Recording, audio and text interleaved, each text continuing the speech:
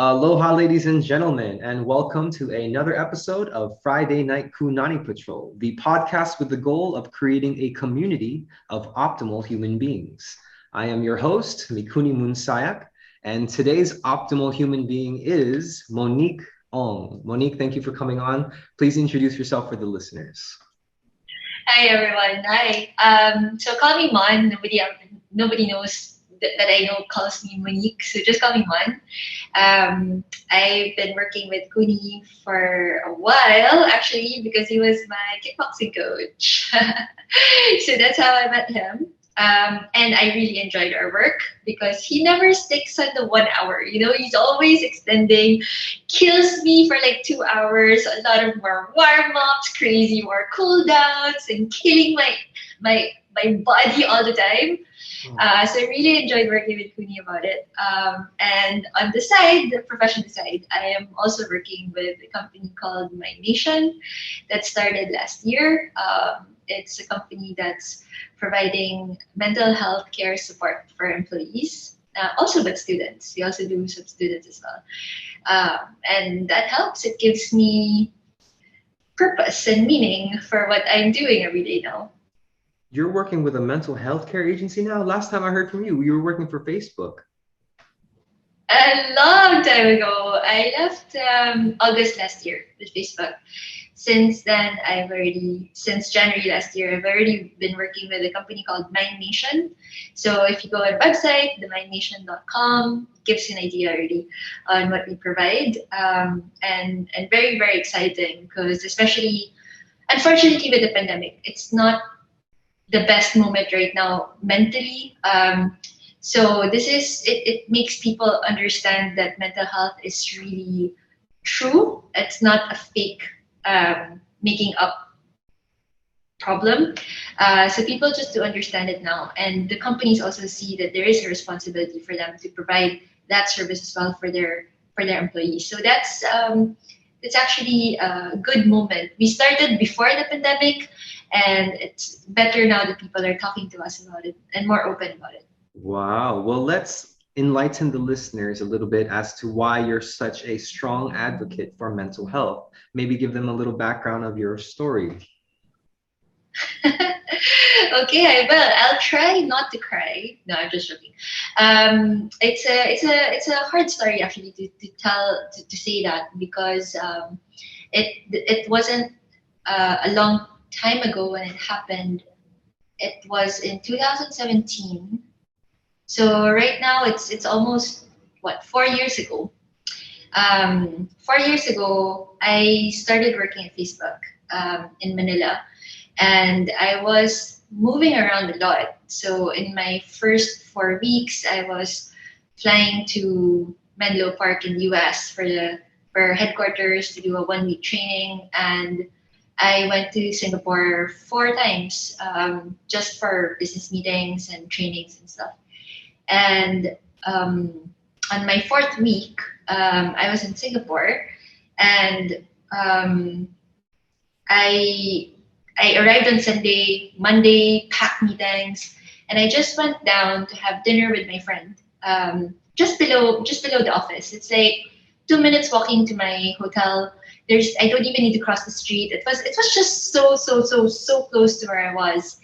I was wearing basically like right now I'm just wearing t-shirts, jeans, sneakers. I was not wearing high heels or anything.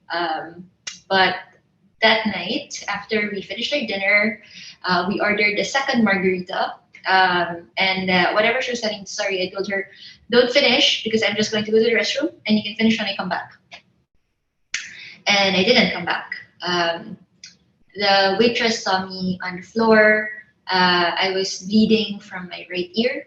And I was just lying on the floor in the middle. And unfortunately, we don't know where I hit my head from. If I hit the head in the toilet bowl or a sink or the door, or why would I fell? Because I wasn't drunk. The floor was not wet. I was not drunk. So I don't know what happened, but I hit my head so hard that I was in coma already. And I was in coma for 21 days. And then I know there's more to it. I know there's more to it. So let's talk about the process of like how long did it take you to wake up from the coma? So I hit my head so hard that I hit it on the right temporal and frontal lobe. And it was so hard that basically my brain went up and down. And so I always thought that what hit my brain was so hard was the right side because that's where I hit my head from. But actually, the worst part that affected my brain in the future, like forever, damage would be because of the left side. And the whole time that I was in coma for 21 days, I had to go through 3 different surgeries.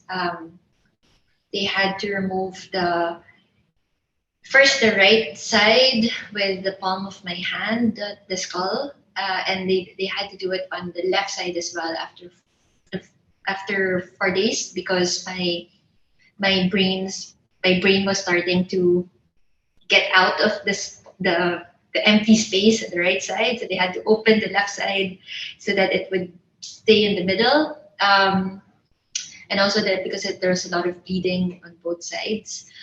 And I was in coma by myself, but they also put me under medical drugs to stay in coma as well because to basically to put my brain in a peaceful, quiet, not hearing anything, not moving anything, no specific confusions or noise that would be painful for my brain. So I basically had to recover to heal. When they removed the drugs, they didn't know when I would come back. They said that it could be tomorrow, it could be 6 months. So then you'd have to wait. And it took me a few days to come back. And it's not even like waking up from coma when you always see it in movies or TV shows where it looks like beautiful lighting and choreographing how you wake up when it looks like beautiful moments where you wake up and you ask questions, so where am I, or what's going on. For me, my first word was just fuck. Not very poetic or dramatic even, but I had it was very, very tough to wake up, especially when you have tubes below my throat, tube on my nose as well. I had tubes also out my brain, and waking up from coma, the muscles were not working for me. So I could not sit up, stand up, walk. I didn't even remember how to use the toilet anymore. So that was a little difficult to wake up saying fuck. It's fuck waking up with all of that shit around me. That was a tough moment. Were you able to speak and communicate when you woke up, like with other people, or was it still difficult to like understand and communicate? I could actually. The doctors were telling my family and my husband that when she wakes up, you have to be prepared that she is a person you don't know. She will not be the same person you met before, or the same person you know before the accident. She is a different person. And we don't know the extent of how bad she would be. And at the time, my family didn't even know if I could recognize them, even. So the doctors were not even telling them, like, maybe they might not recognize you. And so that was very difficult, especially for them. But the best thing is that when I woke up, I knew them. But sometimes I put the wrong words. I would say the wrong sister's name for the other sister, for example. And because of the tubes were down my throat, I mean, for a year, my voice was so my voice now will never be the same. Which is not a big thing because it's not like I'm an opera singer or I have great voice or something like this. But I'm Filipino and I love karaoke singing. And the things that I could sing before, I know and I can't reach notes anymore. So that's the case right now. But at that time, for a year, my voice was scratched so much from the tubes that I was hoarse and I had throaty voice for a year. But other than that, I mean, yes, I was a very difficult moment. I could recognize people, but I was also more aggressive and very well. I was very much on fighting moments. So a nurse would come in, I would throw a pillow to them to kick them out. I would fight with my husband all the time, curse them all the time. They, I thought that I was in Singapore, but I thought I was in Hong Kong.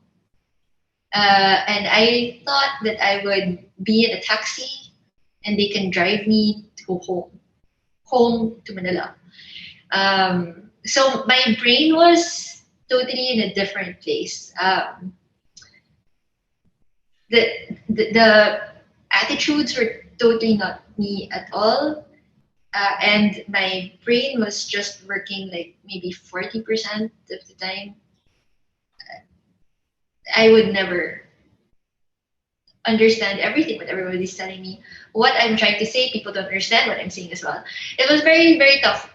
Especially I was in the hospital for the first 2.5 months. That was a tough moment the whole time. Yeah. So 21 days in a coma, you get out of that, you wake up, fuck, you can't really communicate that well. You're confusing people's names. You spend another 2.5 months in the hospital. What was the recovery process? What did they have you doing? Physical therapy, mental training? What did they really focus on? Well, a lot of different things. I was very lucky that what happened to me, it's called severe traumatic brain injury. Severe because I was in coma. And when you have traumatic brain injury, it's a very expensive recovery. Most, especially in the US, most people would pay a lifetime around maybe $600,000 just to get all of the recovery help and therapists, whatever is needed. I was very lucky that I work in a company where, especially because of a business meeting, why I traveled to, they managed everything. It was very very freaking expensive, and the time when I started to wake up, it was not. It's not going directly into okay. Now you have to talk to this therapist or that therapist, but there was a point when I got better. I had to have multiple kinds of therapists. I had a physical therapist because I could not walk, sit up, stand up, all of these things. So I had somebody to actually work with me again to manage these. I also needed an occupational therapist, things because I could not talk properly, for example, and help me to explain what I'm trying to say. Speech therapist as well, because I will always have. It's called aphasia. It's a communication disorder. Different types of aphasia, but that happens very often for 70% of people who have strokes, for example. Most people would have the same aphasia. For me, I have the aphasia in terms of hard to understand what somebody's telling me. And the part is when if I'm tired or if I'm angry, I would put the wrong words at the same time. So an example, because I'm talking to you, Kuni, is that you remember when we were working out and you were killing me, you were killing my body, and I wanted to tell you that my abs are dead because you were asking me to do like sit-ups and stuff, and I think what came out was my eggs are dead. So sometimes that happens. Sometimes I catch it, but I'm saying something wrong. But at the time was even worse than that, because I couldn't give they would give me three words. They asked me to put it in the right sentence flow. Like, I love you. Can you put it in a sentence? And I get really mad. I would be like, do you think I'm stupid? Like, of course I can do that. It means like love you, I. So there's things which are very tough for me, because the toughest, like, I also had hyper independence. So even after my accident, I really felt that I'm ready to go back to work. I can do it. And I know everything that I'm doing, whatever I'm saying, I know everything. I'm ready to go. So I was sending multiple messages to my sisters, like, I don't have my credit card. Where's my credit card? Give me my credit card so I can get a taxi and then go home, and start to go to work. My brain was very different. So I was doing a little research and they said that there's four parts of the symptoms for traumatic brain injury. And they said it's physical, well, not four, physical, emotional, thinking and remembering, and sleep. So I was wondering like, you couldn't walk, your head got slammed. Like, how was your body feeling upon waking up and then upon trying to go throughout this recovery process? Well, especially from the body, I mean, it's very tough. I mean,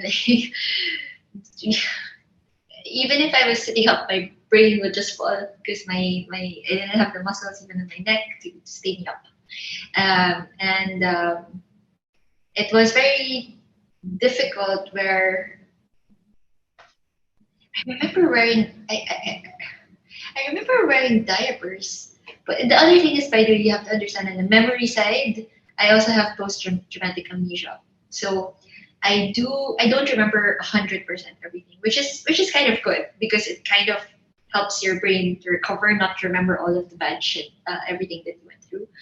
But there is definitely a part where I remember where, you had to ask somebody to wipe your ass, and those are the things where I can't remember everything, but these are the small things that I remember, which is like, yeah, like, what the hell I went through. I mean, like, what the hell was that? Yeah, that was tough. Wow. So after all of this physical therapy and all this pain and all this trauma, what really got you through it? Like, do you have like a history of being an athlete and always pushing through things, or did you just have like a really strong support system that was there for you? You know me, I'm always the first person to try to find an excuse not to work out. So it's on a physical side, I'm really bad to force myself. I never had any interest to work out, even before, when I'm healthy. But the difference is that when you get to a point, on the worst moments of your life, I think it it kind of forces you, even when you didn't think you would have it. It kind of forces you to push yourself to find something deep inside, that it's what Cedric, my husband, would say is that I'm freaking stubborn. I am very, very stubborn.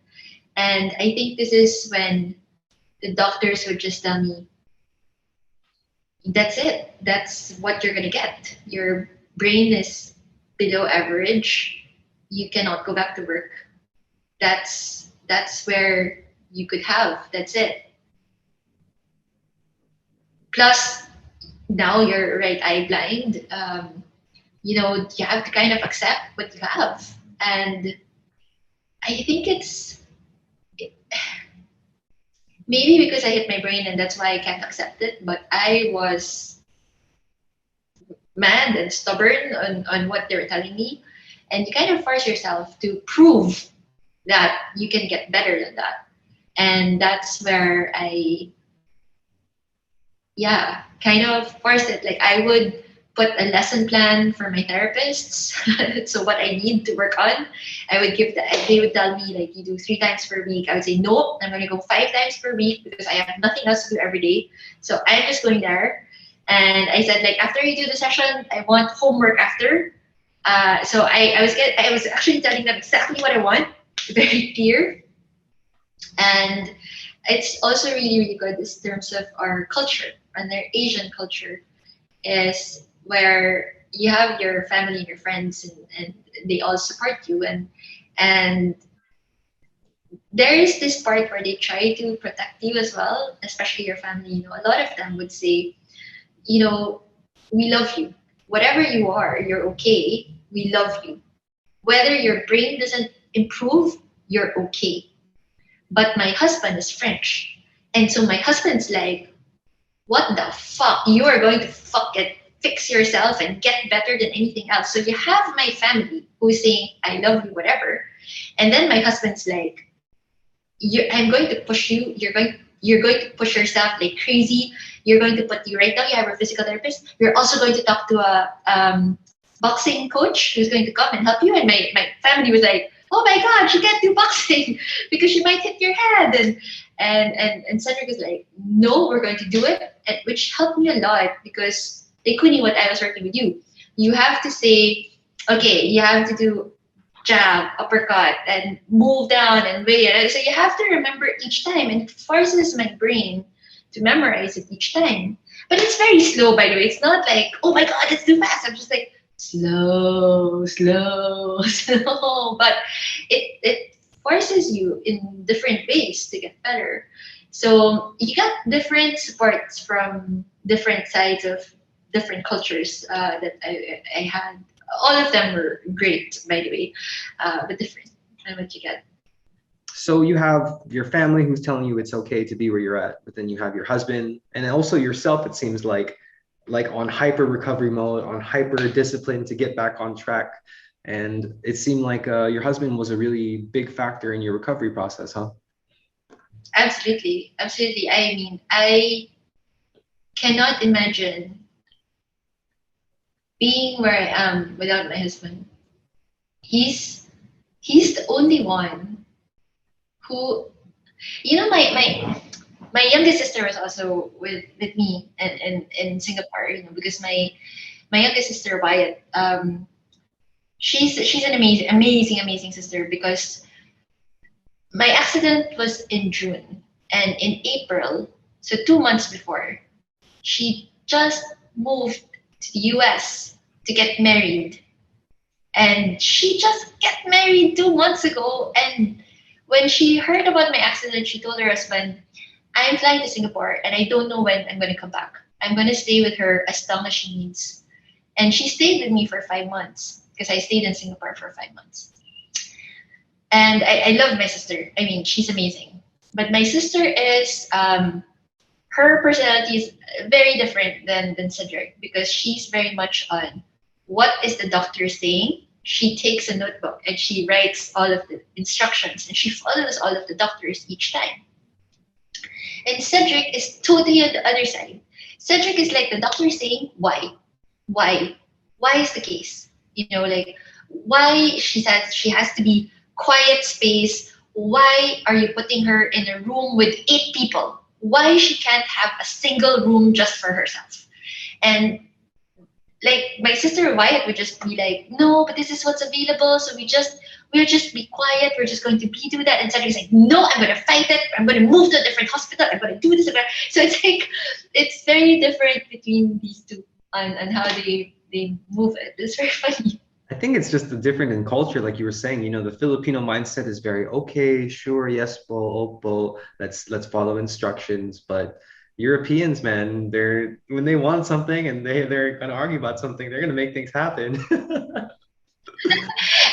Yeah, I'm pretty sure that there's definitely cultural side. I'm closer to the same as my husband as well, because I would never accept it. I would be the first person fighting. If it's the other way around, I would have done the same. Um, I mean, even when I went under depression because of something, well, because of what happened to me, and doctors wouldn't know how to fix it. When the doctors are saying, yeah, it kind of sucks what you have. And whatever you have right now, you should celebrate because it's nobody would have accepted that you're going to be who you are now, which is awesome. Um, but at the same time, when I'm struggling with the brain effects, the damages forever, especially going back to work, um, they don't have any answers. They don't have anything to help you about it. And there is these points where I struggled a lot, and I could not very hard to move forward on it, and I went into depression, and my my husband would not accept it. So he would let me have like maybe 2 weeks where I would cry and cry a lot in the on the bed and whatever.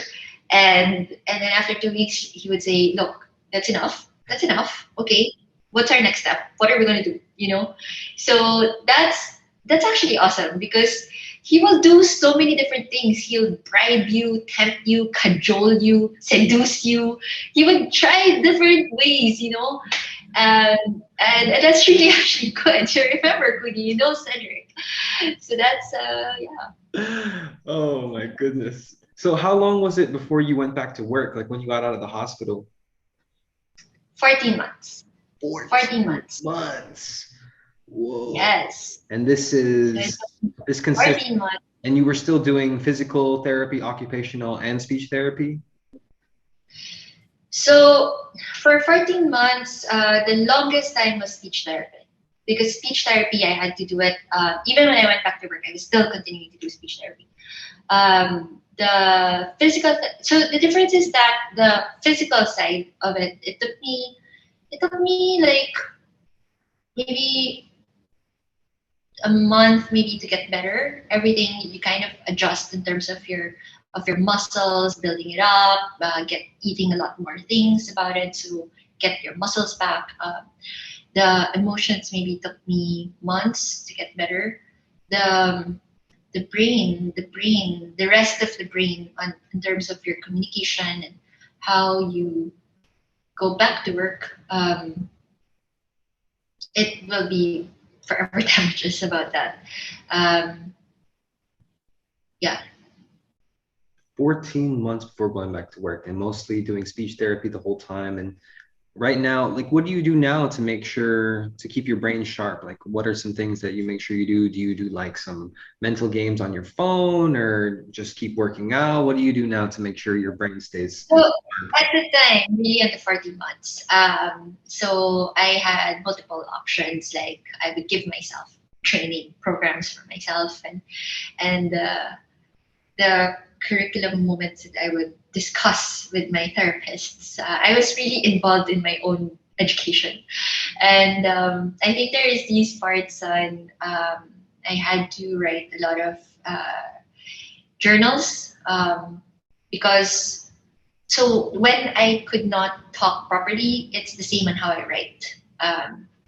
I remember I wrote an email for one of my clients, and I asked Cedric, "Can you come and read it to make sure before I send it?" And Cedric read it and he said, "Oh my God, oh my God, oh my God, don't even send it." It was really, really bad. So these are the things where I had to really keep continuing, even working with speech therapists. And at the time, I was doing a lot of games, Elevate app, for example, on iPhone that I was using a lot. I had so many different games, but they're all games, brain games that I was using a lot. And what helps a lot is that we got married. So my accident was on June 19. 2017, and our wedding was June 30, 2018. So it's almost a year, past the year. And our wedding was in south of France. And a little big part of it as well is having to prepare your own wedding and planning on what's available. And I was my brain was not working. So even if you have a wedding video and if I watch it, it makes me cry all the time. But when I watch it, I also know that it's Cedric talking. It's Cedric talking about me. And I didn't know that they were interviewing him, by the way, right before the wedding about that. I had no idea. I actually found out when I was watching the video. But they didn't even ask me, because what I was trying to say, you wouldn't really understand what I'm saying. So even a year after, it doesn't sound like me now, like much better what I'm saying. But at the time, like, was not great.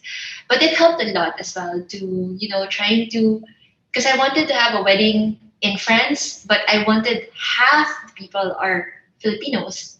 I wanted to feel like it's a Philippine. So my dress were from the Philippines. The photographers, the videographers were from the Philippines. I wanted really things that are from the Philippines, not just all French style, So those are the things I had to bring it in. And that helped a lot, because you have to think about how you bring it, how to go through the priest and things like that. So that's actually helped a lot. And then I started working. I still have the speech therapist for a bit, but I stopped as well because I couldn't keep continuing when I went full time.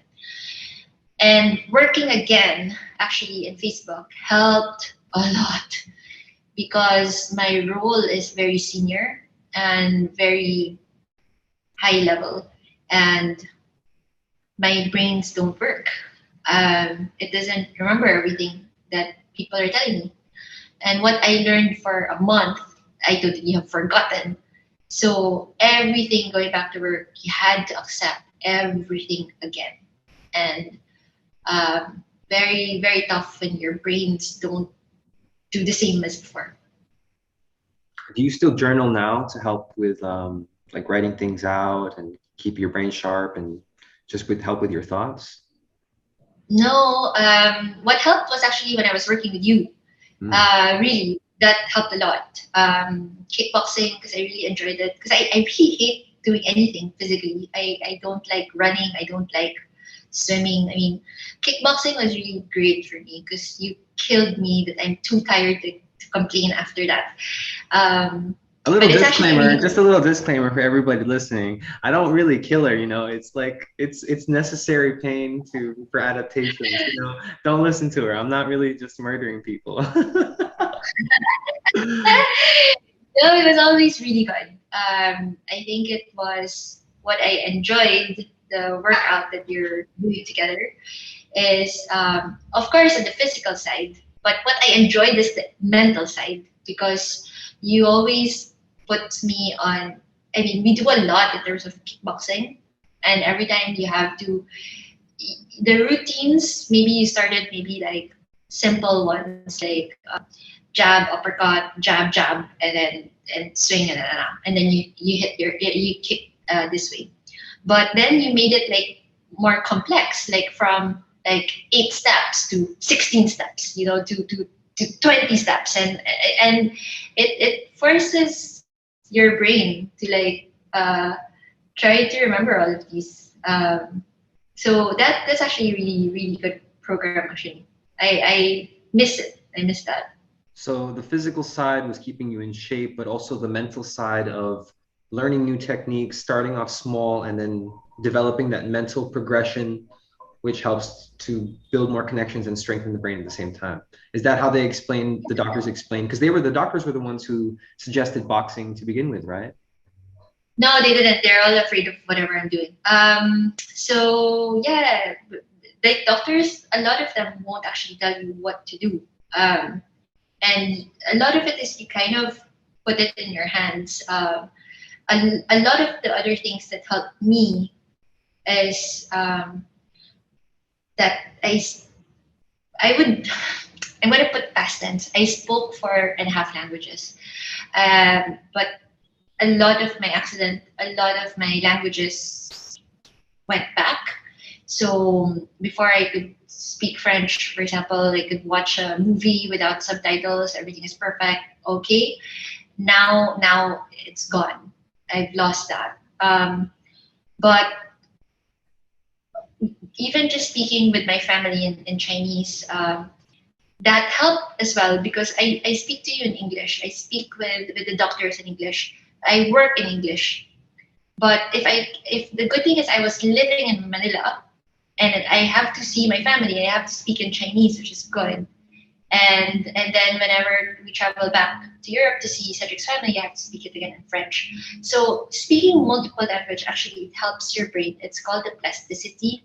It means that it's expanding. It's always getting better because the doctors would tell me like the first 6 months after you woke up, your brain is really, really good because in the first 6 months, you are improving 10% every month, which is really great.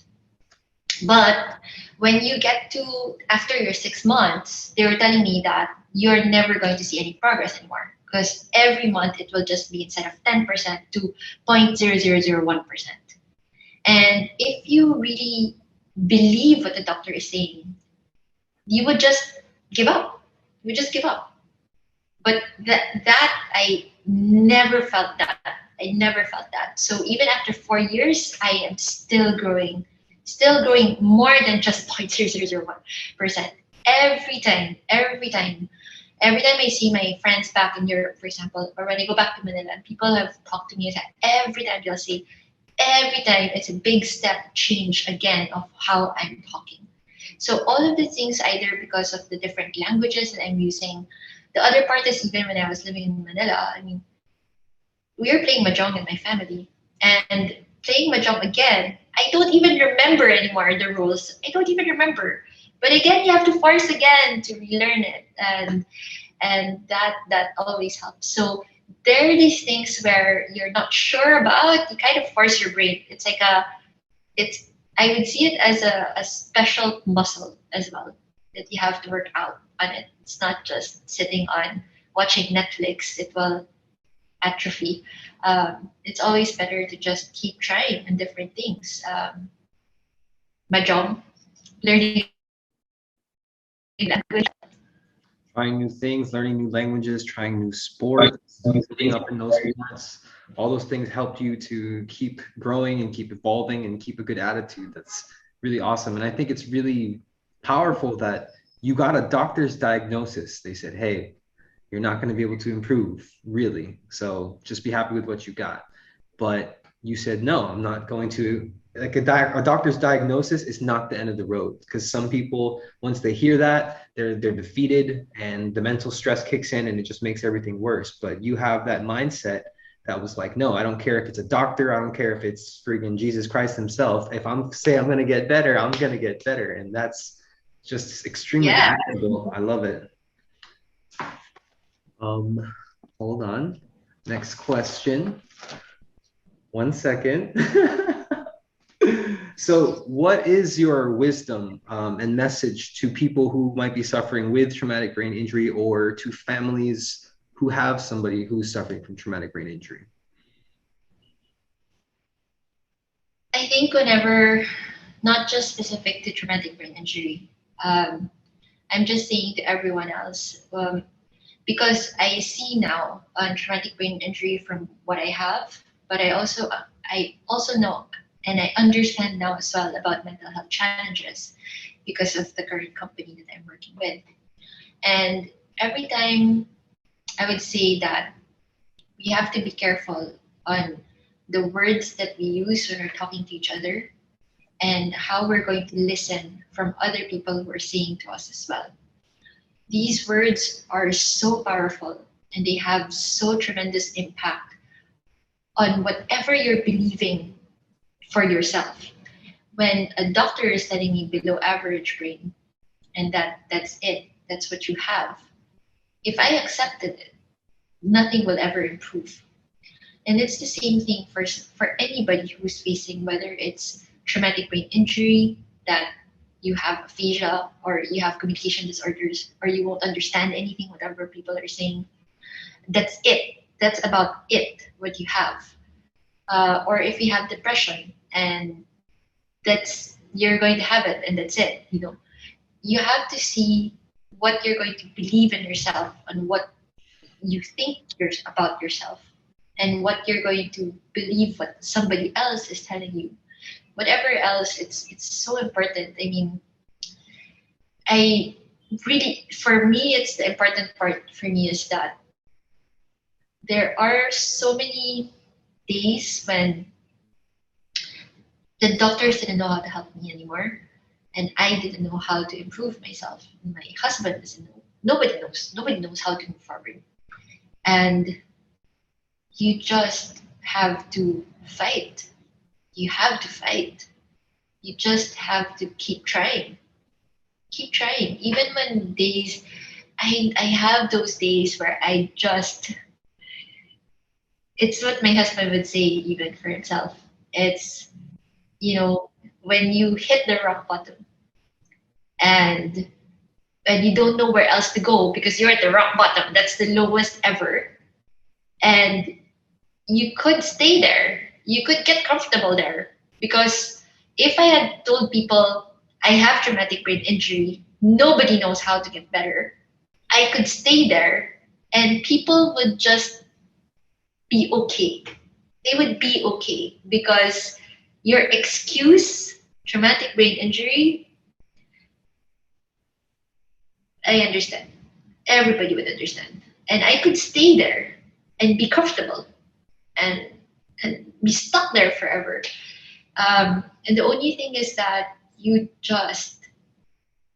it's never going to be the same place that you're going to stay forever. Even though you don't know how, keep fighting and something will get better. It will happen. That's beautiful. And that's extremely great wisdom, because if people were to realize the impact of words and just believing in somebody, that belief of just your husband being there, even though there's all these professional doctors who are gone to school or whatever, are telling you over and over again that it's not going to get better, but just the belief of yourself and that self-talk, and then your husband's love and support, and that talk in your head continuously day after day just kept adding up to all of the strength that you needed to get to where you are today. And I hope that everybody who's listening can really take this to heart. And like you said, be careful with your words, because they have the power to build people up and absolutely have the power to tear people down. So it's always up to us to choose.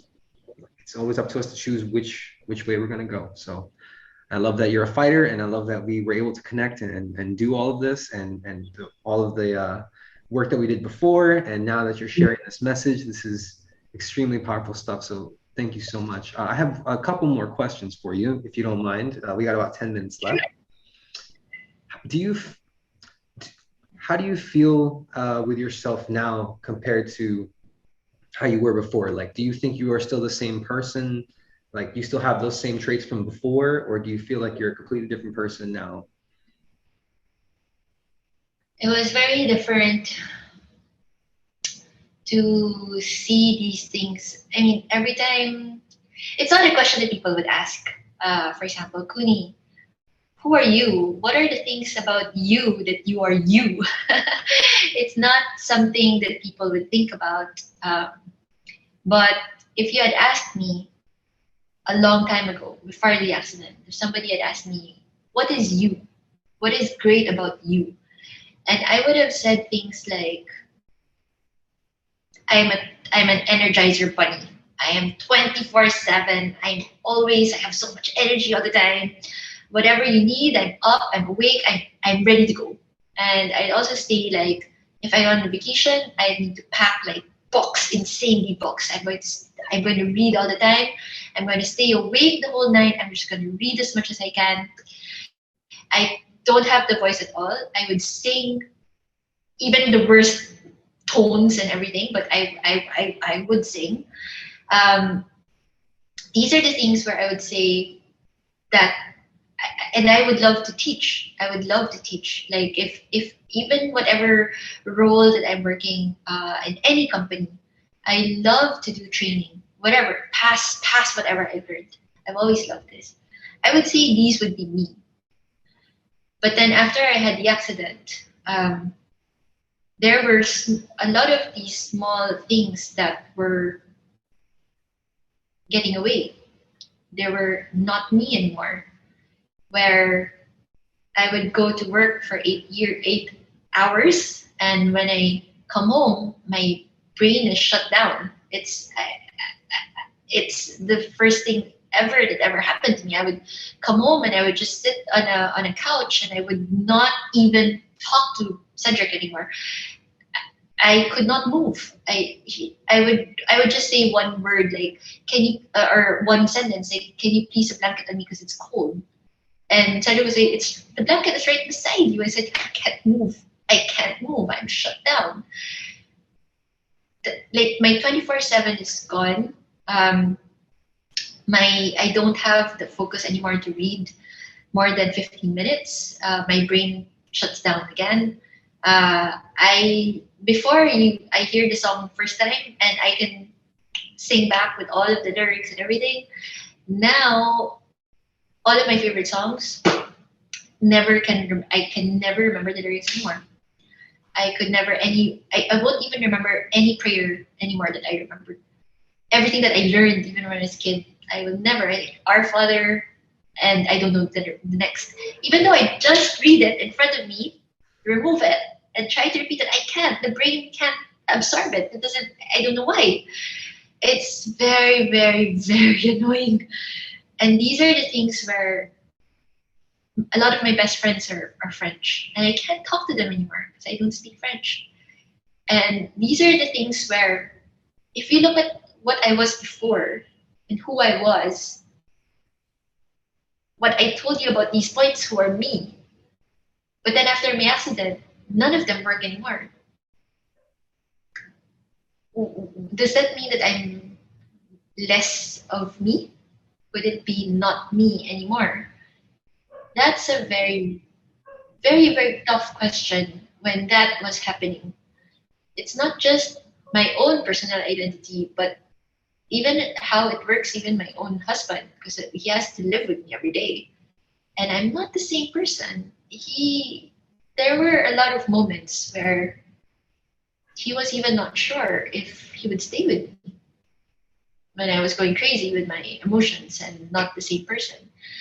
These are all of these things that kind of have to think about what identity means and who you are. And at the end of all of these is, I think it's a very tough question and a very tough answer that I'm giving. It's just, I think at the end is, identity is a river that keeps flowing. It's never a specific identity that stays forever you have, and it will always be the same. We both have changed a lot, and I've also seen that what I've changed myself because of my brain has changed so much, but it's also changed my husband as well. He is not the same person as well, even after. Those are different things from before and where we are.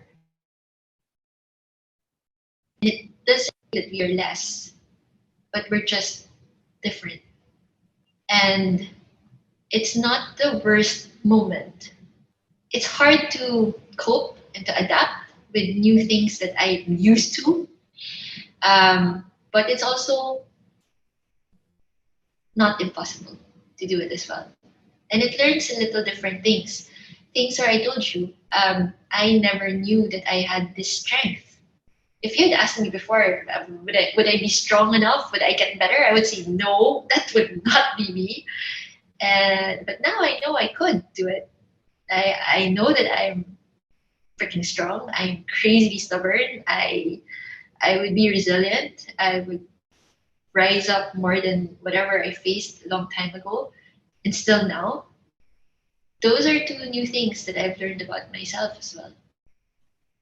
think this accident was definitely a catalyst for you to release this warrior spirit in you that you probably didn't know that you had, and that helped you to grow and become like, and not just a stronger person, but even more emotionally mature and aware of other people who are going through these things as well, and the power of making sure that you're telling people the right things, and because you know from experience how powerful the right or the wrong words can be. So thank you again for sharing everything that you said. One last question before we go. So this whole podcast is about optimal human performance. And I think you are a very optimal human being, especially everything that you were able to triumph over. What, in your opinion, is optimal human performance? Optimal human performance. You could have asked me even earlier, so I would prepare it before that. Oh, good. That's a very tough question, man. I mean, optimal human performance. Is it physically side? Is it physical side? Is it Up to you, total however one? you want to answer it. Because some people think it's like a combination of both the physical and the mental, and some people think it's just physical, some people think it's more mental. So this is depends on the individual. Hmm. Well, optimal means that it is the peak level of what you want to have. And I think this is uh, the only the answer for that specific question. It would be answered by each person for themselves on what they're facing. Where I've faced on my side, I think there's always different problem, and then you always try to solve that problem.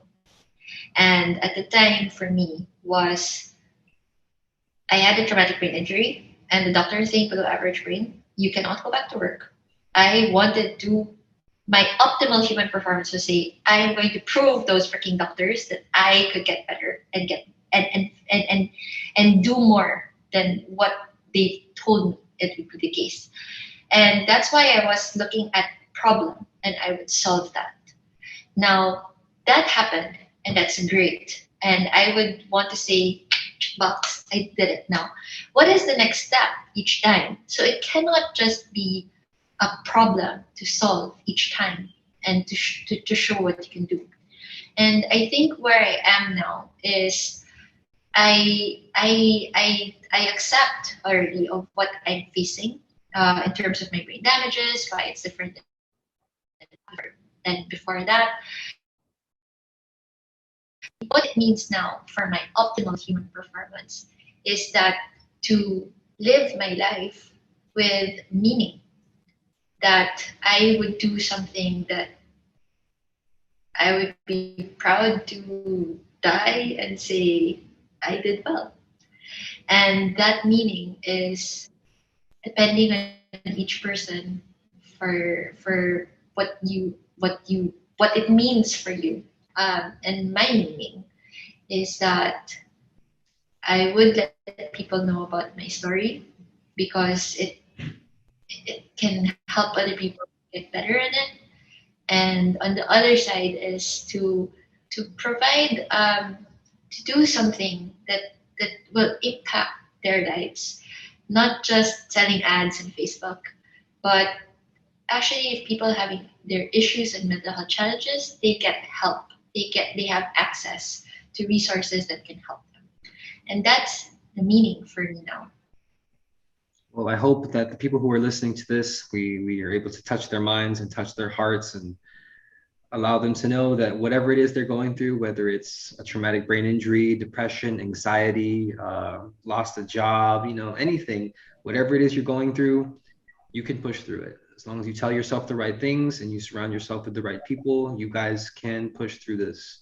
And as far as optimal human performance, like Monique said, it depends on you. You have to find out what the meaning is for your life and pursue that so that if and when you die, you have something that you're proud of that you can leave behind, like a legacy. And Monique, I think you're killing it because you working with this company now on mental health and turning this extremely freak accident that was so negative at first into such a positive experience in order to help enlighten and empower others.